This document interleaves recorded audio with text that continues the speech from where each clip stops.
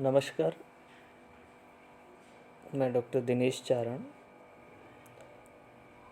MA उत्तरार्ध हिंदी साहित्य की प्रयोजनमूलक हिंदी विषय में आपका स्वागत करता हूँ। प्रयोजनमूलक हिंदी में हम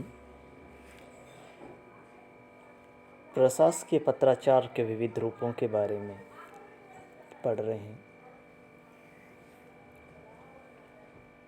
फिलहाल हमने जो पढ़ा कि प्रशासकीय पत्राचार की एक शैली होती है, उस निश्चित शैली के अंदर ही प्रशासन द्वारा पत्र लिखे जाते हैं।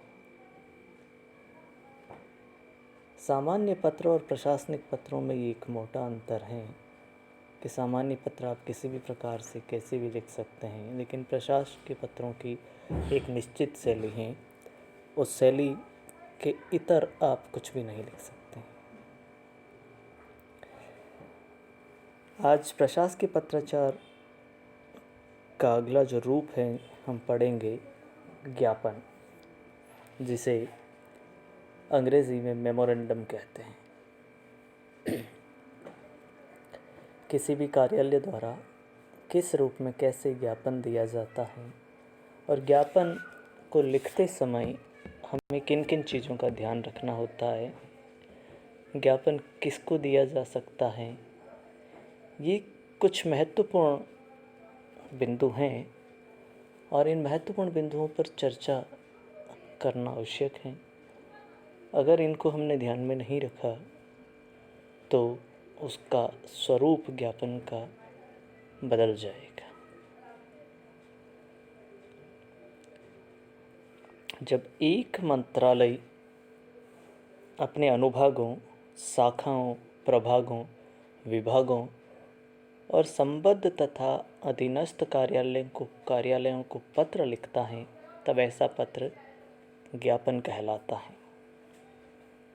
इसे यादी भी कहते हैं।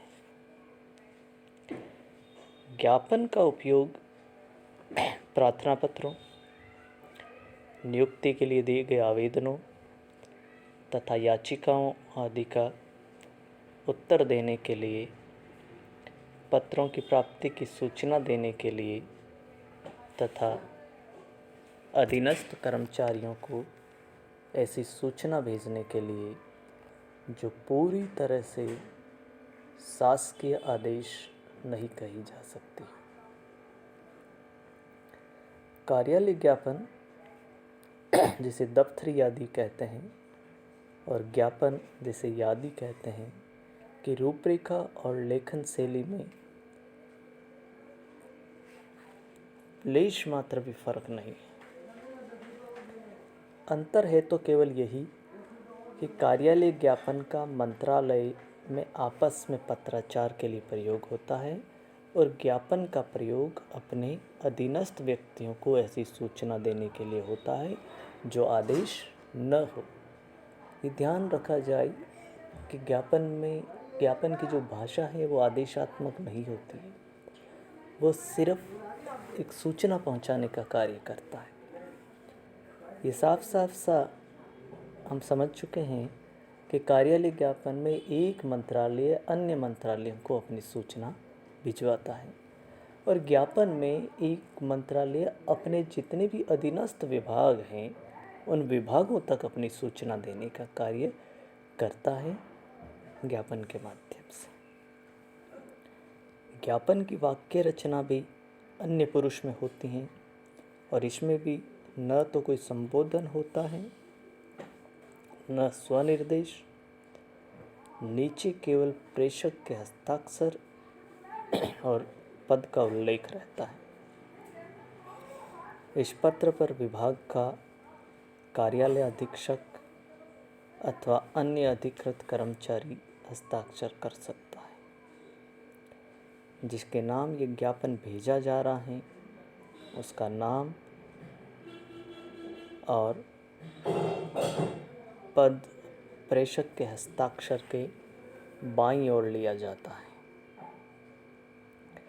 ज्ञापन में संख्या, शीर्षक, दिनांक विषय आदि कार्यालय ज्ञापन की तरह ही लिखे जाते हैं। इसमें भी पहले अनुच्छेद को नंबर नहीं दिया जाता, परंतु उसके बाद के अनुच्छेदों को दिए जाते हैं। ये मुख्य रूप से हमने देखा कि ज्ञापन लिखते हुए हमें इन इन चीज़ों का स्पष्ट ध्यान देना होता है कि ये मुख्य चीज़ें हैं जो चीज़ें छूटनी नहीं चाहिए। अगर ये छूट गई तो ज्ञापन का स्वरूप बदल जाता है। हम ये कहते हैं कि एक निश्चित पैटर्न के अंदर ये लिखा जाता है। इस पैटर्न में कोई बदलाव नहीं हो सकता। जो स्वरूप इसका है, इसमें कोई बदलाव, कोई तब्दीली नहीं हो सकती है। भले वो कोई भी विभाग अपने अधीनस्थ को देगा, कोई मंत्रालय अपने अधीनस्थ विभागों को अगर ज्ञापन देगा तो उसकी शैली, उसका स्वरूप एक जैसा ही होगा। जिस संबंध में दे रहा है, हाँ, वो ज़रूर बदल सकता है। मैटर उसमें क्या होगा, ये वो विभाग तय करेगा। उसे किस बारे में अपने कर्मचारियों को, अपने अधीनस्थों को सूचना देनी है। ज्ञापन का एक नमूना हम यहाँ देखते हैं कि ज्ञापन भारत सरकार के सूचना एवं प्रसारण कार्यालय द्वारा जारी किया गया है और उसमें आवेदन पत्र के बारे में बात कही जा रही है।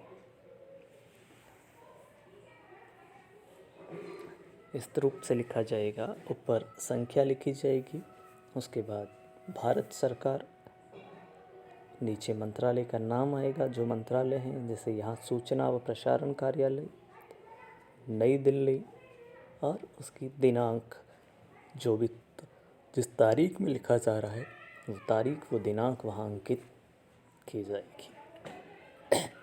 उसके बाद उसका विषय, यहाँ विषय है आवेदन पत्र प्राप्ति की सूचना।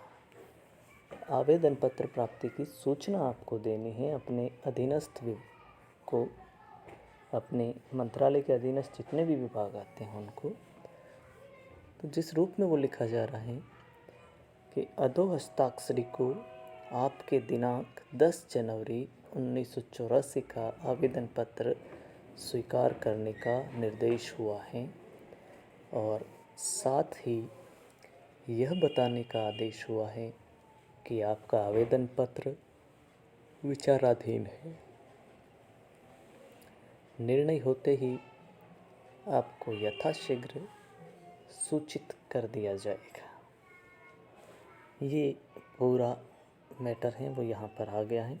इसके बाद सेवा में जिस को भी भेजा जा रहा वो आप वहाँ लिख देंगे, जिन जिन विभागों में भेजा जा रहा उनका नाम आ जाएगा। और उसके बाईं तरफ जो हस्ताक्षर करेगा, शहर निदेशक, ब्रैकेट में अगर नियुक्ति, आवेदन से संबंधित नियुक्ति, आकाशवाणी नई दिल्ली।